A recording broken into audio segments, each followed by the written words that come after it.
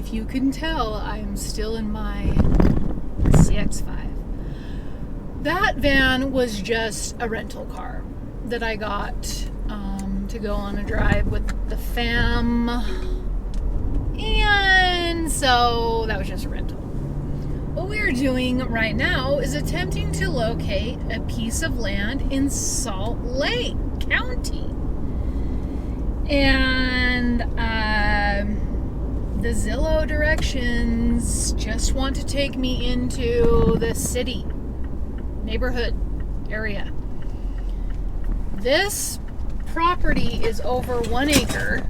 It is small, and like I've said, I'm not opposed to getting land that is smaller, maybe multiple pieces of land that are smaller. And going that way, I need to pull over so I can figure out where the heck I need to go, because this is not correct. Okay. Anywho, and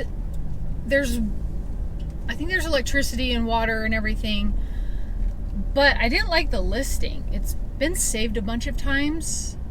I didn't like the listing, at least the tone in the listing, because they're like, owner or the seller's agent has to always be there for showings. Seller's agent is related to the seller, so that just sets a precedence of probably difficult negotiations. I personally think, of course, that it's overpriced. It's really beautiful though, and that would be pretty cool to have a property in Salt Lake County, because that would be still close to my family, tons of skiing around here, and that might be ideal to have an acre here, an acre there, 5 acres there, everywhere, wherever. So I need to figure out where this is. I'm still going to try to get onto the property, even though I have not contacted the seller's agent. I'm still going to try. Yeah, it's 1.1 acre, and there's a swing, it says, that swings over a high ravine. Then there's a path that takes you down a flat, a flat that's 75 feet by 75 feet. I don't really think it's like a pad. From the pictures, it does not look that big. At least what they posted. And yeah, this parcel is available to cash buyers only, which I would be. That's fine. This is in a gated community, and listing agent must be present for showings. Agent is related to seller. So, okay, I will try and locate where I need to go, and then we will be on our way. Okay. Well, I found the area, and there is a big gate, a huge gate that says private canyon. So yeah, it really is gated. Now, when I pulled up, there was a construction truck, like it looked like a contract or a general contractor type truck that was parked, and then he closed the gate, but a truck came up behind me and just drove right in. I should have done that. But I'm gonna go see if I can open the gate. Otherwise, I'm gonna have to call the seller's family.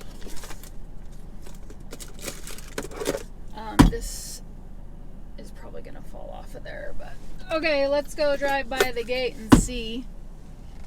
I waited for him to go. I pretended like I was just looking for something, because there's a massive traffic on the freeway. Okay, there's more trucks coming. So, is that a lock? Let me see.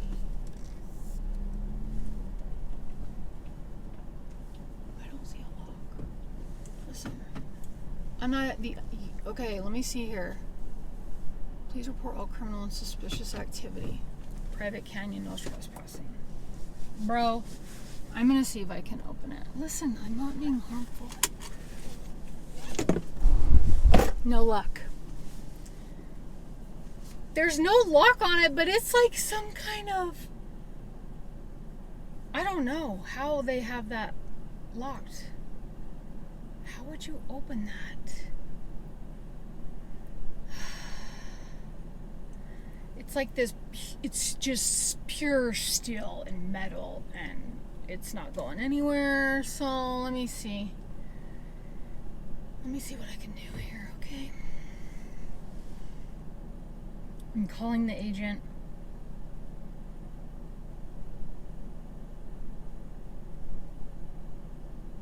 Hopefully Zillow listed the right agent. What the heck?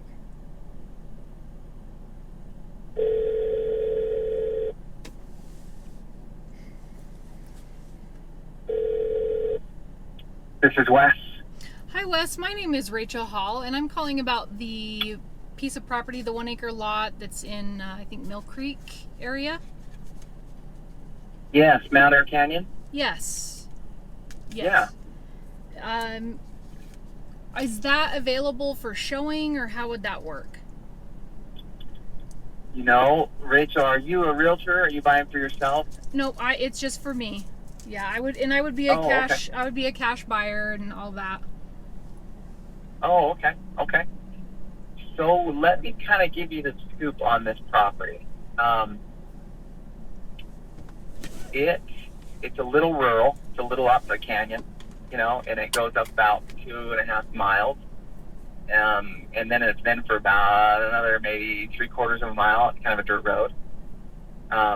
And I guess, what are you looking for, I guess, is my question. That might help me answer a lot of your questions to see if it kind of would fit what you are looking for. Yeah, What are you wanting? What are you looking for? I know that's kind of... No, that's fine. That's totally fair. Assumptive, but I'm just trying to let me answer the questions that are relevant to you on what you're wanting, what you're looking for, and what your plans are. So... And I can tell you if this is... I am looking for something in the mountains, rural. I don't want to really be near a city, but close enough to a home improvement store, grocery store, hospital, all that, which this appears to be the case. And ideally, I'd like to buy multiple pieces of property throughout the state, specifically near good recreation sites. And so northern Utah would be great for the skiing. I'm looking also down south at some properties there near the national parks. And what I'm doing is, I don't know if you've heard of them, they're called boxables. They are little manufactured homes. They're brand new. They're building a factory in Las Vegas right now. They're like 20 by 20 boxes that are 50 grand. And so I've reserved one of those, and I would plan on putting that boxable on a property like this. Okay. All right. Okay, here's the scoop with this property. If you were to do that, are you from Salt Lake? Yes. Yeah, I own some rental properties in Salt Lake.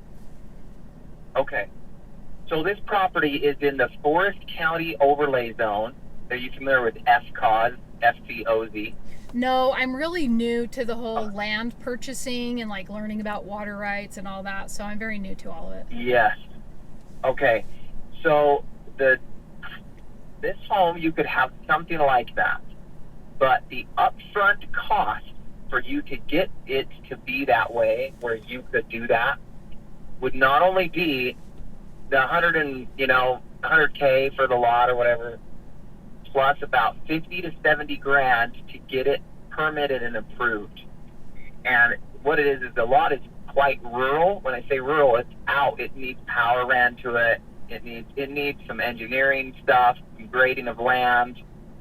And I mean, I want you to see this. I'm happy to show it to you. I'm just trying to be informative. But I think the ideal kind of buyer that I think will buy this is somebody's like, look, we want a little park place up kind of nestled away that we can do our own little kind of camping ground where you can pull an RV, or our own little, deck place, or have a small, that they let you build up there like 150 square feet, 10 by 12 or 10 by 15. but they don't let you build much. You know, you can, without a permit, you can have a small little spot. But to get a permit, there's all this jazz they want you to do and get done, and it is realistically a 50 to 70 grand cost to get it where you could get your box on there. So 375 square feet would definitely need a permit. Yes. Okay. Yeah, I know. Isn't that crazy? Yeah. Anyways, like, absolutely. And to get in there and all that, it's in a ground that is not like, hey, this is close enough that I can just, you know, that like want you to build. It's, you know, Big Cottonwood Canyon, Mill Creek, Mount Air. They're like, it's sacred ground to Salt Lake City, and they've got all these committees and blah blah blah. You know what I mean? So are the, but in there's no trees, HOAs or anything, right? There's no HOAs, no. But dealing with the county in that zone, they want you to. There's a whole bunch of things. They want you to get a percolation test. You have to build a septic drain field system. And so, I mean, you might be able to get done with it. With how much you want, you might be a good buyer for this because it's not the biggest big lot. But I want to be upfront with you first because I'd rather have you think, okay, my costs in it to get this box there are, you know, 100, 118, 115 for the land. 50 minimum to get everything else, to get it permitted so I can land a thing on there and to get power to it. So this lot really is to make your box get over there. Right. You're easily into it $165,000. Right. And so the reason why I'm kind of always upfront with people is I'm like, this is not what you want if you pretty much don't have 15 cash sitting around or 165 cash. Yeah. Does that make sense? What I'm getting at? So for sure, it does. I've driven enough people up there around that I'm just like, I need to be upfront with people. If you don't have the means for that kind of moolah, you're wasting your time looking at this, and it's kind of a half-day ordeal. It's getting up there, looking at it. Is it? And so I'd rather be brightly upfront with people and be like, what am I getting into? You know what I mean? Yeah, well... It is sweet, though. The Mount Air Canyon is neat. But, it looks beautiful. If you've got that kind of money, you yeah, I'm still interested because, I mean, there's land that I'm looking at in southern Utah that I would have to dig a 800-foot well. So I definitely have the cash to do all that. It's just a matter of, you know, seeing if this is something that I would want. I'm okay. I'm absolutely okay with the rural. I am looking for anywhere from raw land to all utilities, water available. I've been looking at everything and in between. So Gotcha. Even with everything you've said, I'm not really taking this off of the list because, you know, there's not much land in the Salt Lake area like this that is mountainous. And this is more where my family is, so that would be ideal, kind of like as a home base area for me to come and go. Sure. Sure. And maybe it ends up being that I put my boxable on a different property, and I do use this more as like a 10x10, whatever it is, or a trailer or something. You know. Place, yeah, a spot of mountain-esque air close to Salt Lake. Yes. Yeah. Okay. Yeah, I'm definitely interested. Gotcha. Okay, so let's do this. I'm showing the property Monday at 10 a.m. and then I will be back down the canyon around like 11:30. Okay. So if you wanted, I could show you this property Monday around 11:30 if that would work for you. Yeah. Between 11:30 and 12. That'd be perfect. So if you want to meet me at exit 132 of Parley's. Okay. I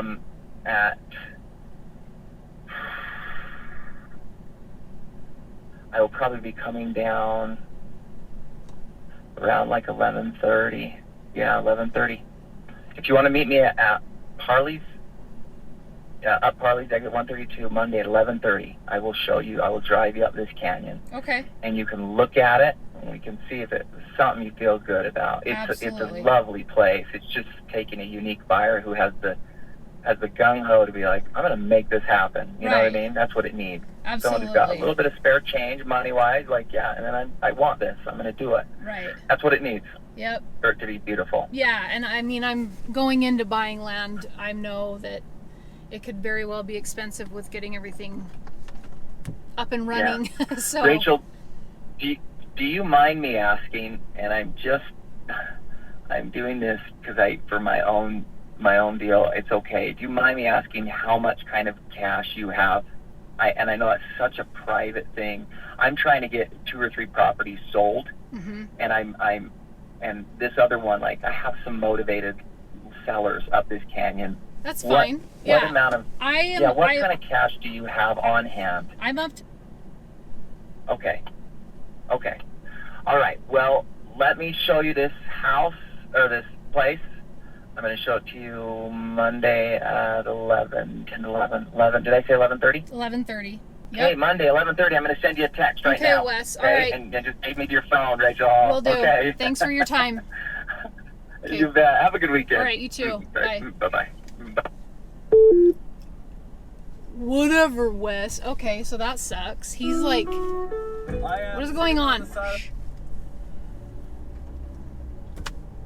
Okay, he's being very straight up. I can't get in. I saw some people come out. They had a key. They stuck a key up in there, and then they pulled that big, huge metal bar. So that's what's going on. So this will be to be continued.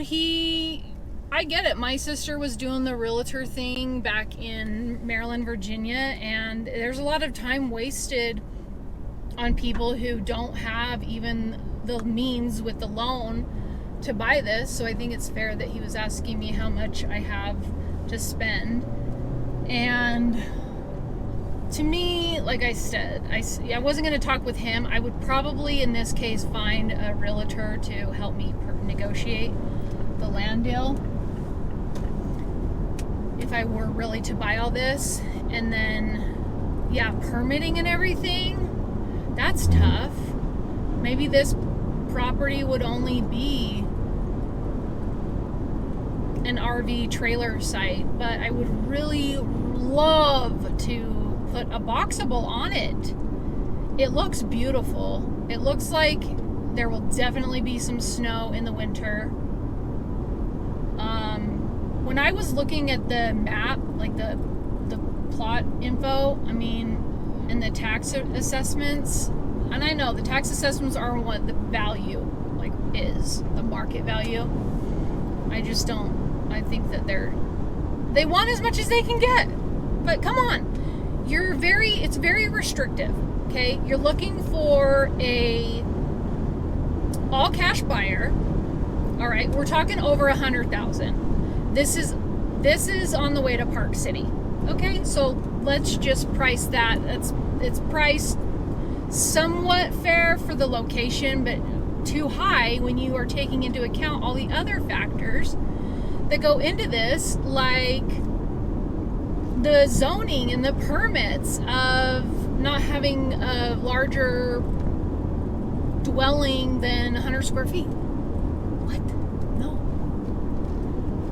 So, I think I'm going to post this video anyway and then come back to it when I meet him on Monday. Or, what do people think? I don't know. I need to post something. Maybe I will just wait for my meeting with him and then go from there. So, this is all for now.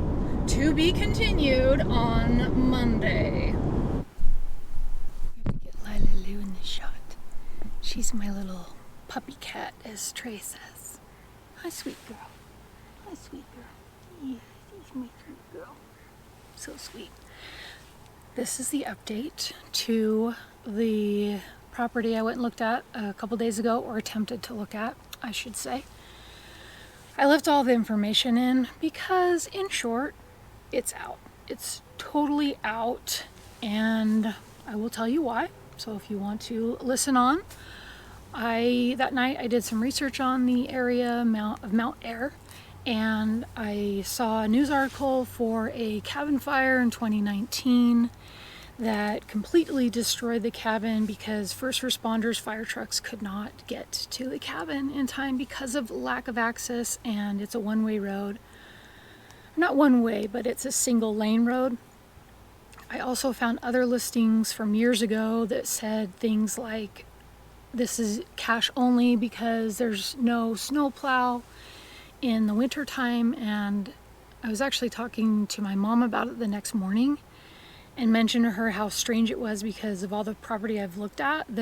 Not all of the property is year-round property and it's only 3 season, but no other property that is only 3 season and doesn't have winter access stated that it was cash only because of that reason. And my mom made a really good point that the insurance is probably cash only because of the insurance. It'd be a total nightmare, and I really agree with that. And after having seen that article about the cabin that was burned to the ground in 2019, it just sounds like bad news.